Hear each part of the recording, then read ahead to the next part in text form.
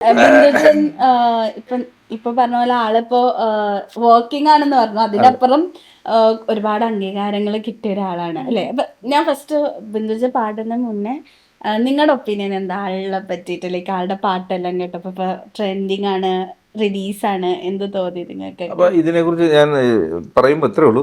ഞങ്ങള് first time കാണുന്നത് പ്രദീപ് പള്ളുരുത്തിയുടെ സ്റ്റുഡിയോയിൽ വെച്ചാണ്. പാടാൻ വേണ്ടി റെക്കോർഡ് ചെയ്യാനായിട്ട് ഇങ്ങനെ ഒരു പുതിയ സിംഗർ വരുന്നുണ്ടെന്ന് പറഞ്ഞു.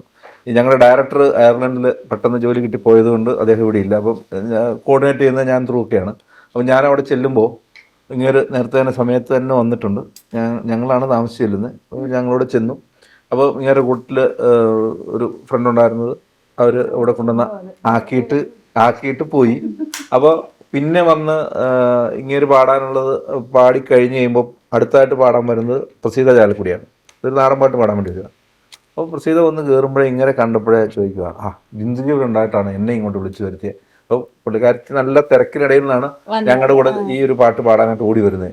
ഇവരുണ്ടായിരുന്നെങ്കിൽ ഇവർ പാടിക്കോളൂല്ലോ, ഞാനെന്തിനാ ഇങ്ങോട്ട് വന്നേ എന്നുള്ള ഒരു ചോദ്യം. വെച്ചാൽ അന്നേരവും എനിക്കറിയത്തില്ല ഇങ്ങനൊരു വലിയ സംഭവമാണോ എന്ന്. പക്ഷേ പിന്നീടാണ് ഇത് പല ശബ്ദത്തിൽ പാടും.